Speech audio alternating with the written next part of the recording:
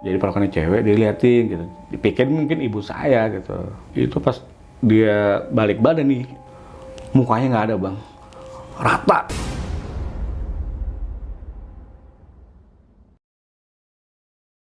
Saya ingat saya tuh bokap keluar kamar ya, keluar kamar itu dia langsung dari kamar itu buka langsung ruang tamu bang. Itu dia lihat saya kaget bang, saya bugil bang. Bun, dengar suara bayi nangis nggak? Enggak, dari bobo kok. Waduh, anak siapa ya? Istri langsung, jangan-jangan anak kamu nih, am kuntilanak.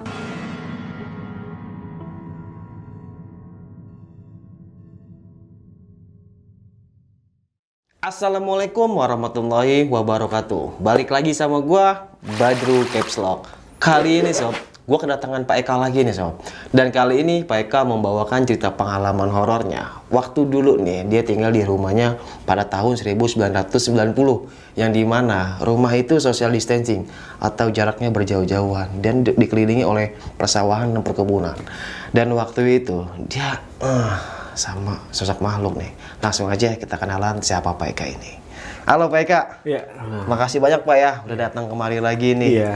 Dan berbagi cerita pengalaman horor ke teman-teman nih. Mungkin ini pengalaman lama yang Pak Eka mau sharing-sharing ke teman-teman ya Pak ya. Kebetulan ini atas permintaan istri juga sih. Jadi istri yang suatu cerita, coba kali ceritain mungkin buat pengalaman aja. Iya betul. Jadi banyak mungkin teman-teman juga punya pengalaman mistis atau horor yang dialamin gitu kan. Jadi buat teman-teman yang penasaran langsung aja kemari, ngapain bener-bener ceritain. Iya. Ya Pak Eka ya. Iya, betul. Jadi ya bisa berbagi cerita, siapa tahu bisa diambil segi positifnya gitu Iya, ya Pak ya. betul. Oke, tahan dulu Pak Eka ya. Iya. Sebelum kita lanjut ceritanya, buat teman-teman yang belum subscribe, jangan lupa subscribe dan diaktifkan loncengnya. Buat teman-teman yang sudah subscribe, kita banyak-banyak terima kasih. Selama YouTube ini masih berdiri, donasi akan terus berjalan. Oh ya, buat teman-teman yang punya cerita pengalaman horor saat pendakian gunung atau apapun itu yang mau berbagi cerita ke kita, langsung aja follow Instagram gua @badrucapslock. Kuy, kita gibah misteri di sini. Langsung saja kita ke gibah misteri.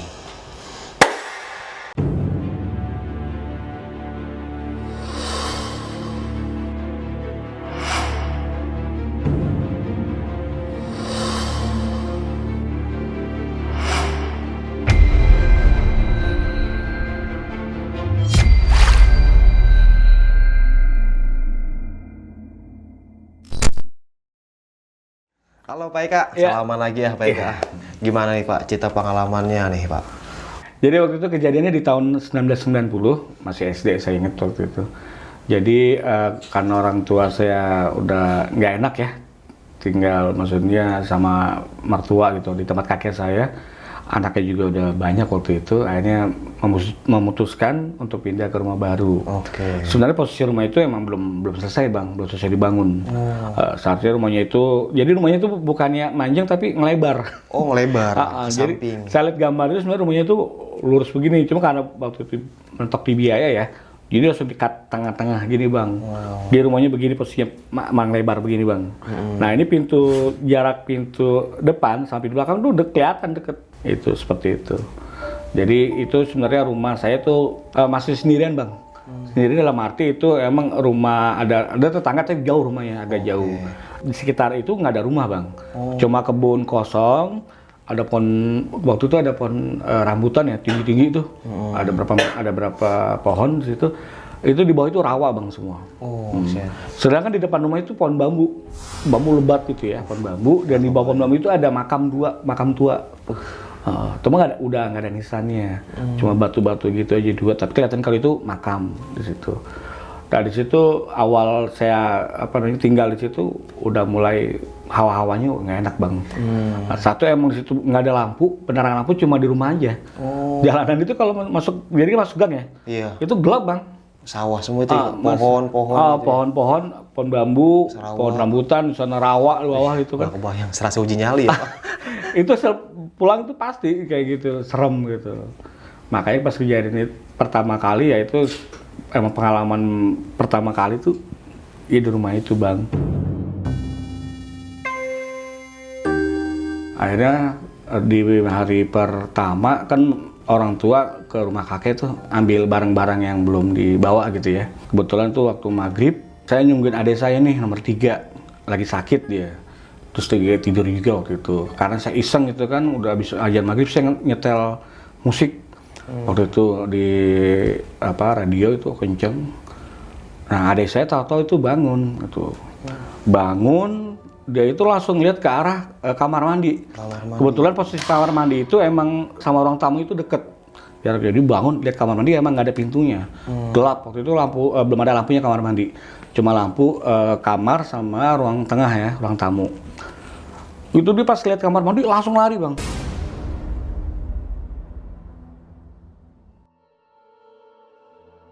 Bangun terus langsung lari keluar rumah. Saya juga nggak tahu itu, tahu dia lari. Saya juga otomatis kan ngikut kan. Iya. Jadi saya lihat kamar mandi juga nggak ada apa-apa. Cuma saya kejar adik saya. Tahu-tahu dia ada di pinggir jalan raya gitu, jalan besar itu. Karena emang belum ada bangunan di situ, masih ada pohon ini. Saya tanya, dia nangis gitu.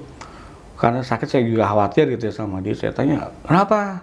Itu ada nenek-nenek. Nenek-nenek? Nenek-nenek bibirnya merah. Itu. Terus, di mana? Kamar mandi. Saya kan juga karena saya nggak ngelihat ya, tapi saya ya karena dia sakit, ya, diajak pulang nggak mau. Iya. Udah akhirnya kita itu sampai malam itu nunggu orang tua kita pulang. Akhirnya nggak lama tuh, mungkin kurang lebih ada setengah jam, kelihatan tuh orang tua kita pinggir jalan pulang. Kok di sini? Iya si Angga lihat itu nenek-nenek. Kata bokap, udah biarin nggak ganggu. Kata bokap gitu kan. Iya. Ya udah tuh akhirnya pulang. Akhirnya nggak lama tuh, terus ada kurang lebih 1 mingguan, nyokap sekarang yang ditampakin. Oh, nyokap bapak. Dia ceritanya malam itu bangun mau ke kamar mandi. Pas keluar dari kamar mandi tuh emang dapur ya sebelah kiri tuh, dia keluar kamar itu dapur sebelah kiri. Agak ngelorong ini Bang, dapurnya tuh panjang itu. Itu lihat sosok itu. Nenek. Tapi bukan nenek Bang, cewek cakep. Cewek cakep, bibirnya merah. Itu nyokap ngeliat itu langsung kan lari ke kamar tuh itu, nemenin bokap udah biarin aja gitu. Nah setelah itu tuh pokoknya semenjak itu udah mulai nggak beres nih gitu.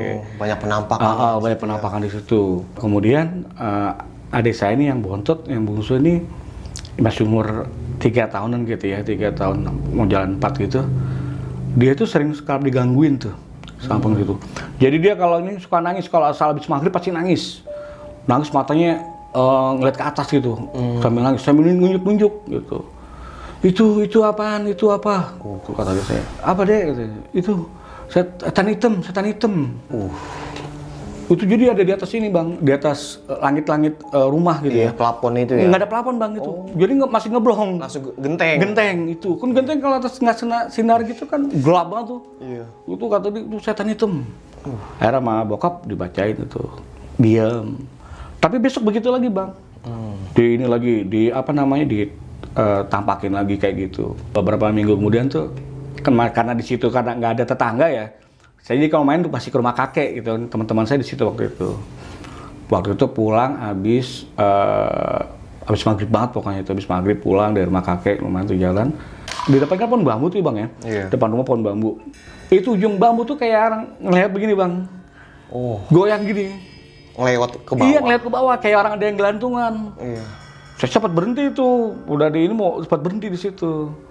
Ini apa nih soalnya ya begitu Bang, gitu. Kan orang kalau saya normal kan nggak mungkin sampai ke bawah begitu Bang. Paling kalau dia kena angin, palingnya dia cuma goyang gini-gini. Gitu. Dia enggak ngeliat ke arah jalanan gitu, ngeliat kayak orang gelantungan. Kayak ada yang di atasnya ya? Kayak ada yang gelantungan begitu, ada apa megang ujung bambu itu. Tapi nggak ada Bang, nggak kelihatan apa-apa. Itu cuma ada yang itu aja. Akhirnya saya lari gitu, buru-buru masuk ke rumah kan. Kenapa lo ya? Enggak, gitu kata aja bokap. Yaudah sholat maghrib, sholat dulu. Sholat tuh akhirnya. Nah, akhirnya gantian tuh. Adik saya gantian yang nomor 4. Karena saya berlima saudara ya Bang ya. Iya. Nah, yang keempat ini dia sama juga, cuma waktu itu dari ke belakang kan masih ada kebun gitu Bang. Nah ini ditampalin juga.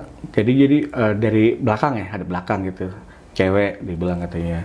Waktu itu kita masih pakai pompa ya banyak pompa. Iya. Kalau air itu belum pakai mesin air itu. Oh, masih kompak gitu Masih ya. pompa dulu itu. Dia bisa ngisi air pompa gitu kan buat mandi. Terus ngangkat ember gitu, ke kamar mandi. Nah dia pas mau masuk itu kaget kayak ada orang gitu, cewek. Gitu. Jadi perawakannya cewek diliatin gitu. Dipikir mungkin ibu saya gitu.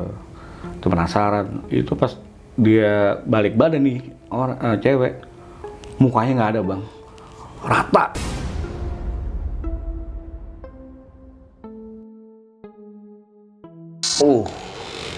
Itu saya juga makanya ini hampir semua gitu keluarga tuh diteror kayak gitu. Mukanya rata. Mukanya rata nggak ada gitu.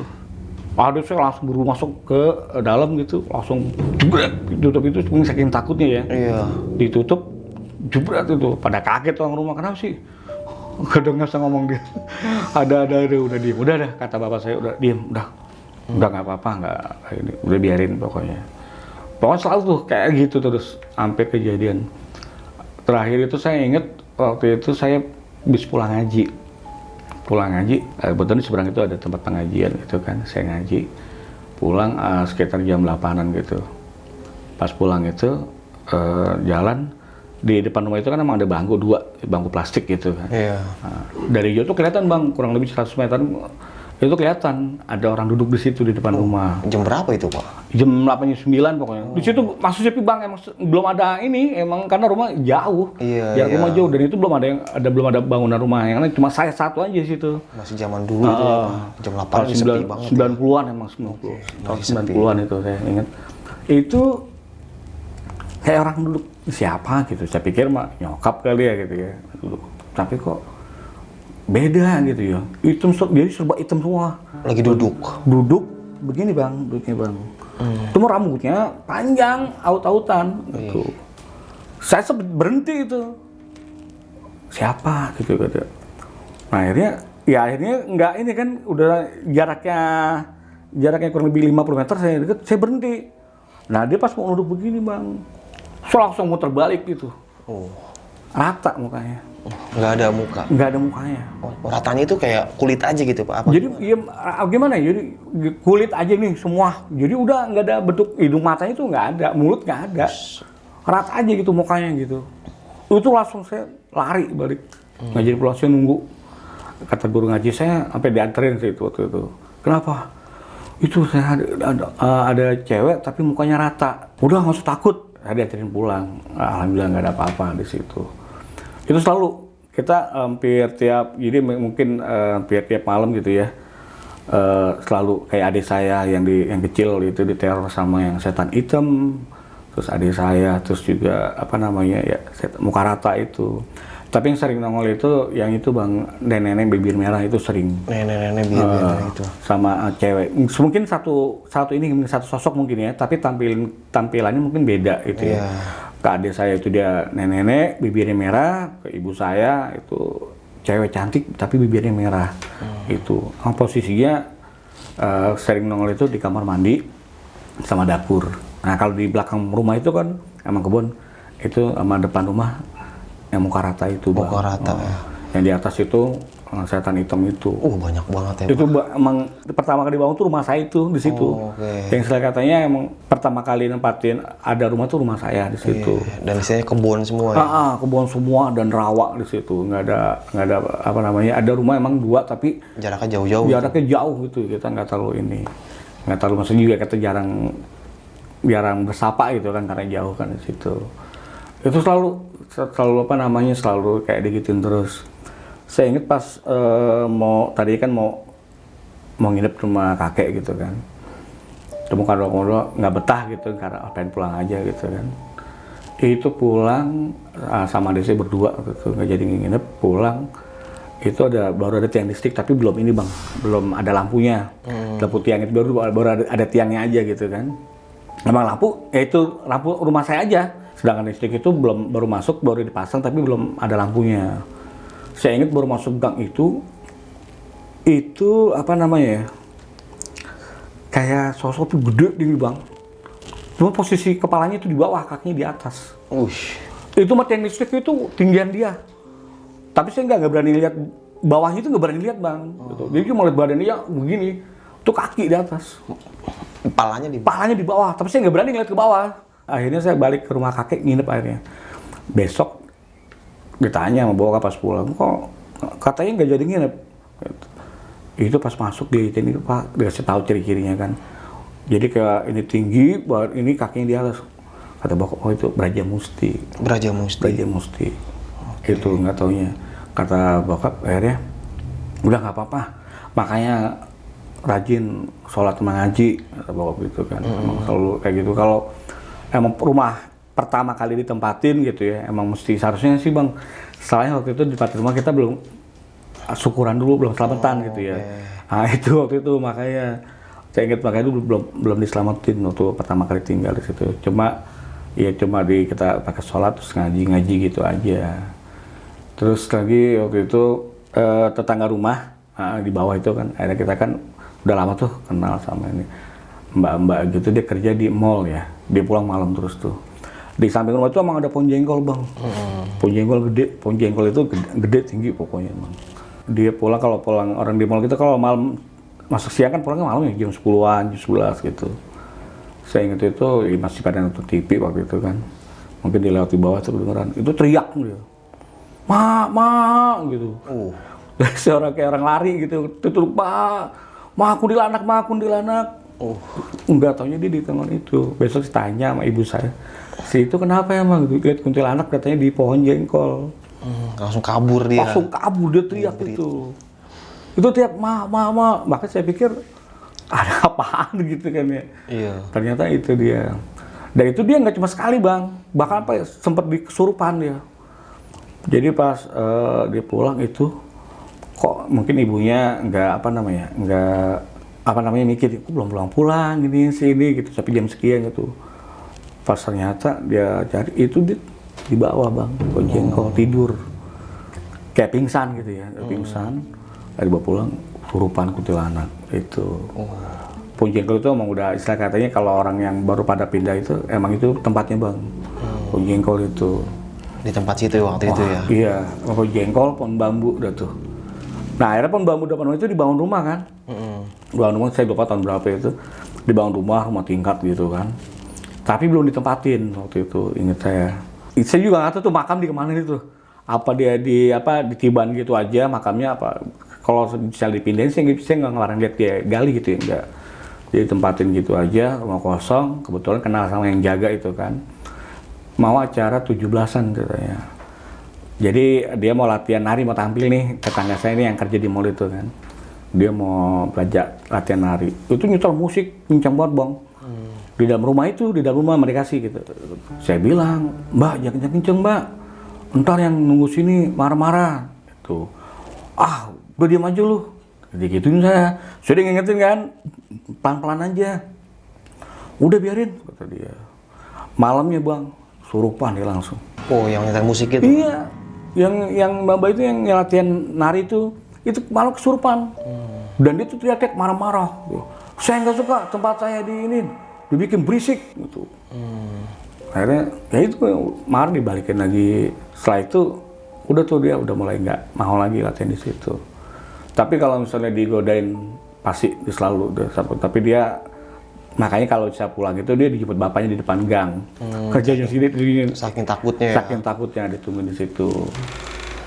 Nah akhirnya lama itu saya udah lama tuh ya udah biasa gitu ya. Mungkin karena kita udah ini akhirnya udah nggak ada lagi tuh yang namanya digangguin gitu. Jadi kalau misalnya kita lihat hal gitu udah jadi biasa Bang.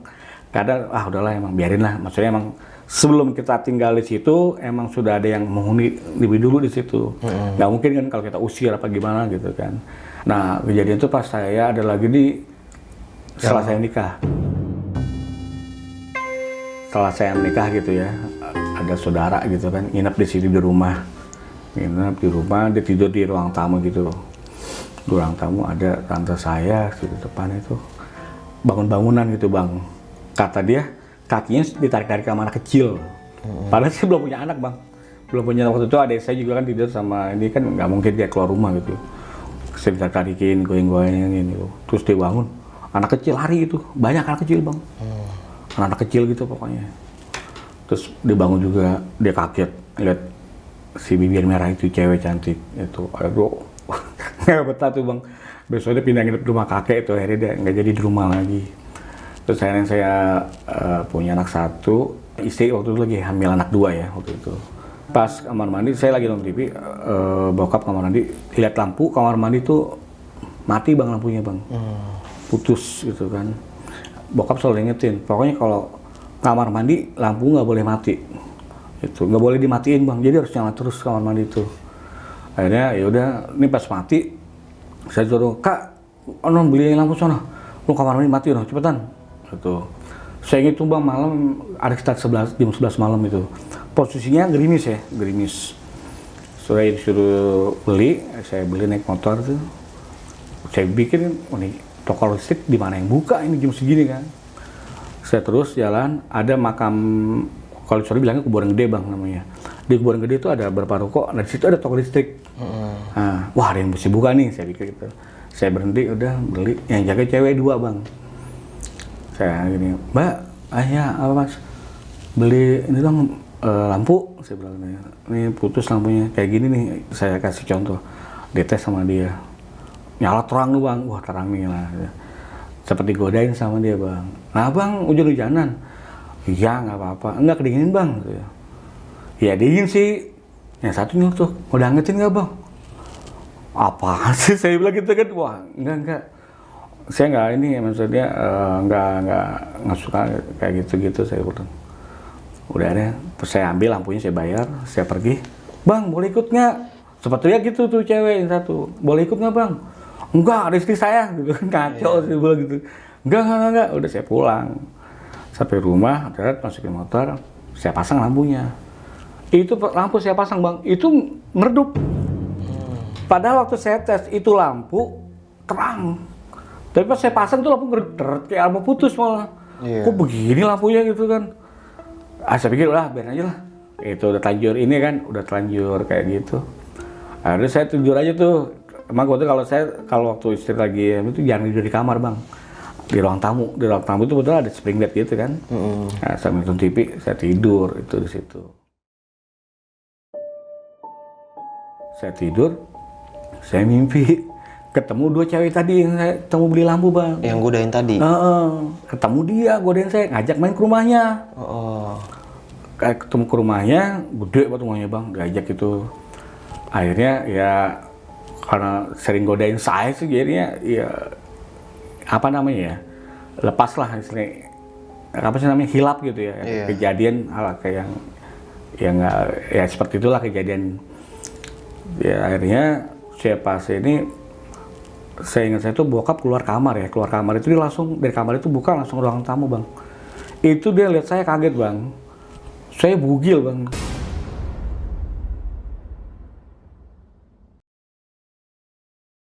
Telanjang.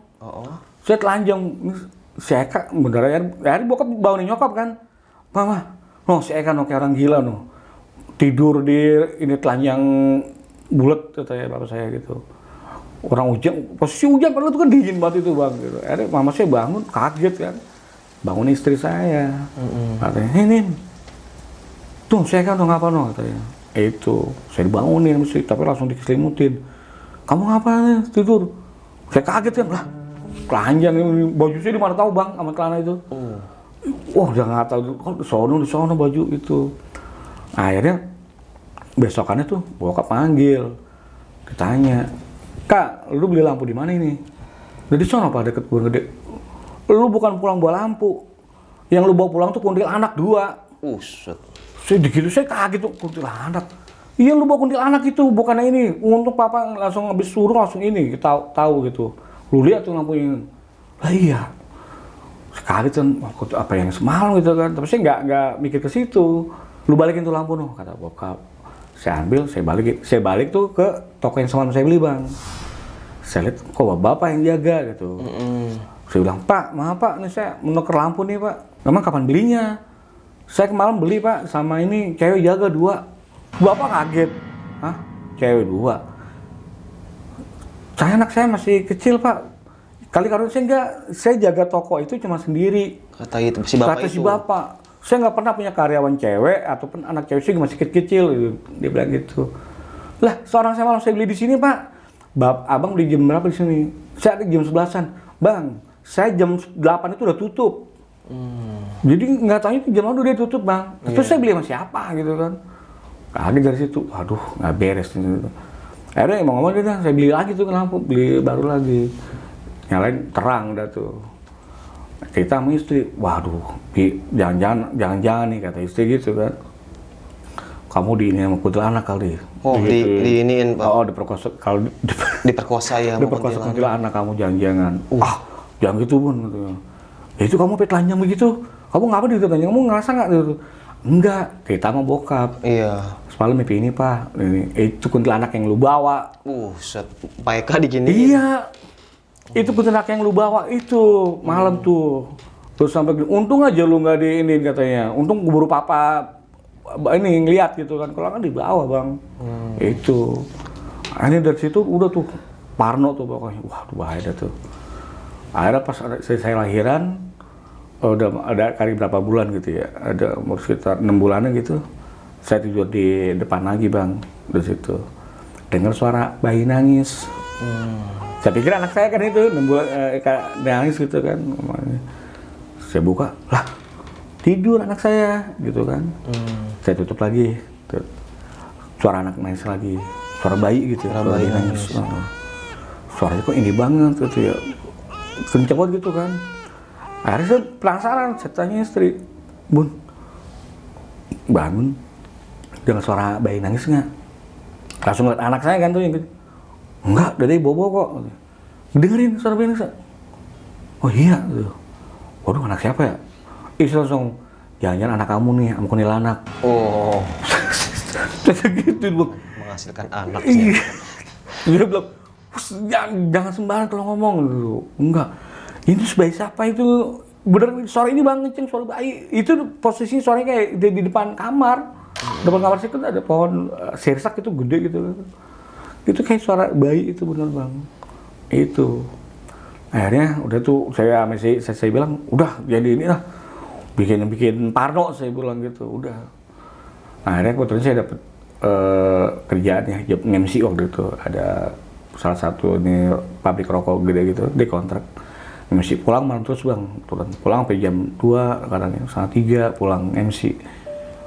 Saya naik motor gitu kan, waktu itu berhenti. Kamar saya tuh paling kanan tuh, mendekat pohon itu ada yang diri situ Bang. Tapi gelap posisi emang karena nggak ada lampu di situ, di depan kamarnya nggak ada lampu. Posisi gelap itu kayak cewek lagi gendong bayi Bang. Seberhenti gitu maksudnya, saya liatin. Tapi nggak jelas mukanya karena menggelap gitu. Tapi saya lihat itu, saya pikir istri saya yang gendong ini, gendong anak saya itu yang kecil. Saya tergesin lagi. Akhirnya udah tuh saya paksa buat masuk. Pas saya udah masuk perkaraan itu, nggak ada Bang. Nggak ada? Nggak ada. Gitu.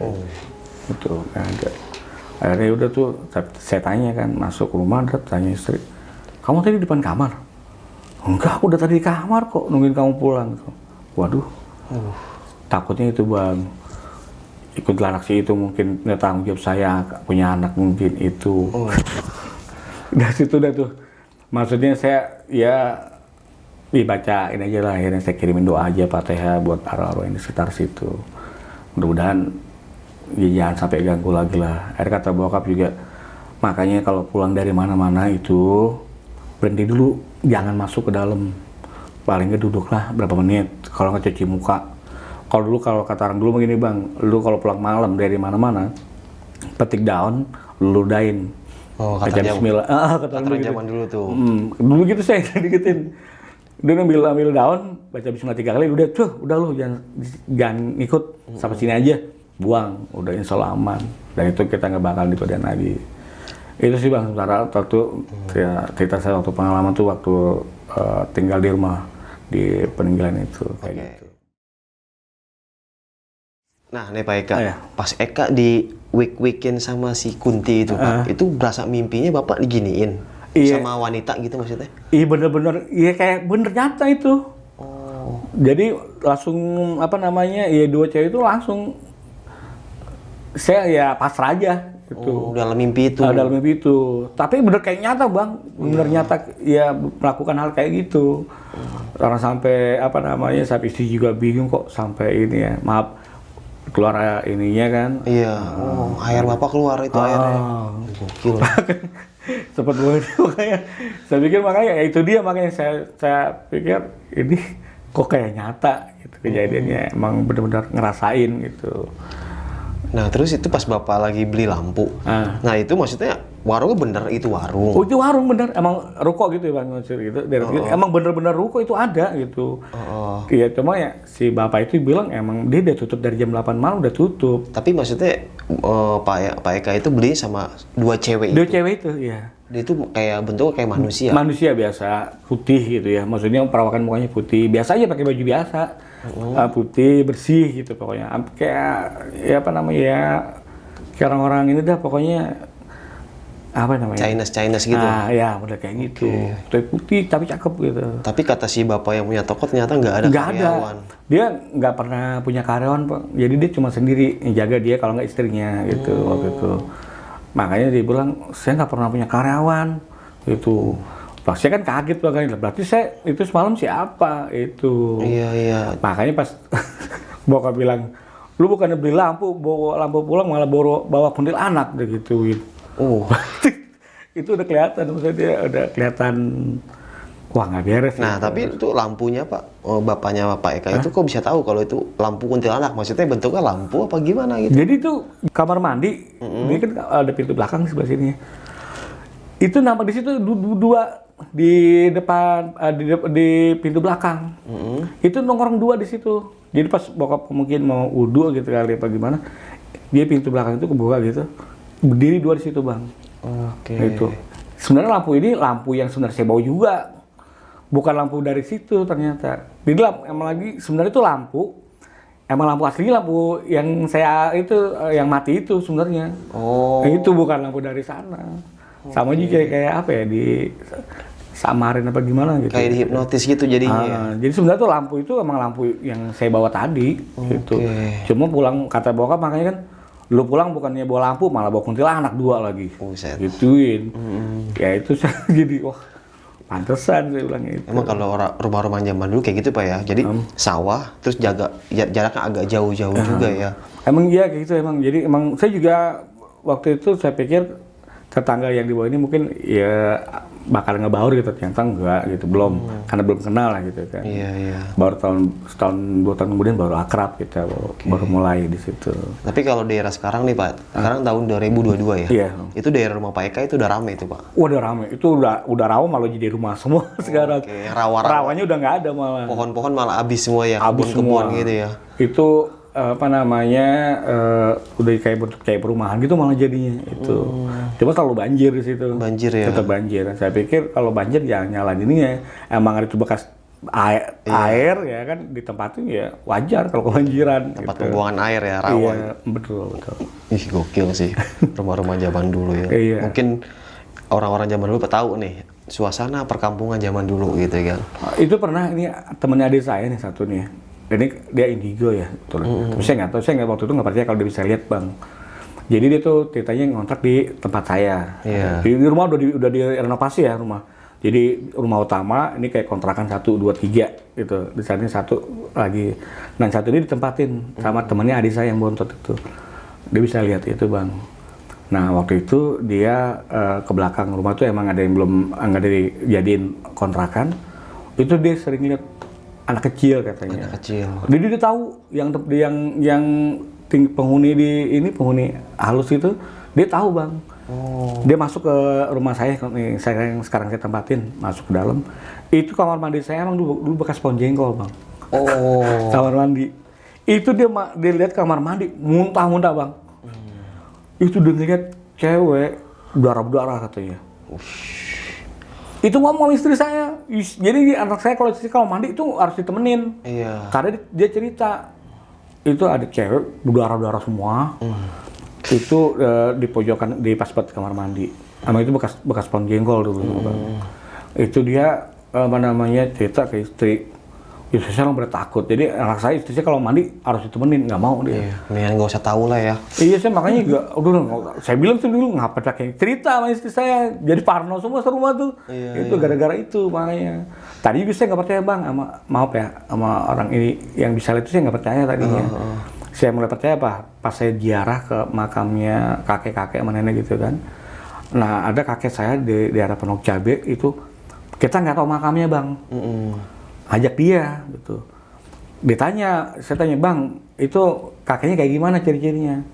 Orangnya hitam, kalau yang pas tuanya itu ya hitam kumisan. Kata dia, dilihatin, nih bang ada di sini. Jadi lihat jin korin di situ.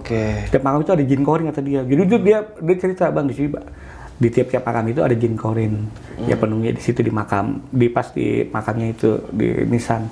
Nah di situ ada, kata dia ada orangnya hitam. Jadi kan saya tanya, bapak di sini kalau jin korin itu nggak ada yang tua, muda semua. Muda semua. Dia bilang, oh pokoknya itu orang hitam sama ini kumisan. Kan nunggu saudara yang di Pondok Cabe kan belum datang lama tuh, kita nggak tahu. Kata dia, ini bang, itu makamnya nggak terurus bang. Jadi udah satu namanya udah kepotong begitu nisannya, terus sama ini udah rumput-rumput. Rumputnya ya, tinggi-tinggi. Banyak alang.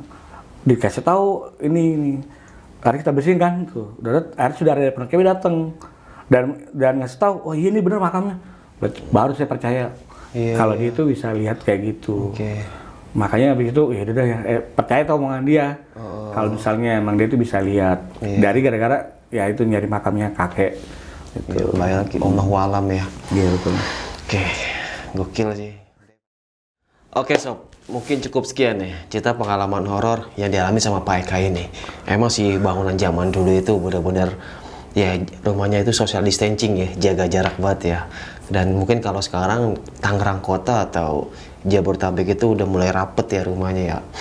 Tahun 90 masih jarang-jarang dan banyak hal-hal gaib yang menemaninya. Oke, sampai jumpa di cerita selanjutnya. Assalamualaikum warahmatullahi wabarakatuh. Makasih Pak Eka ya. Iya, sama-sama. Dadah.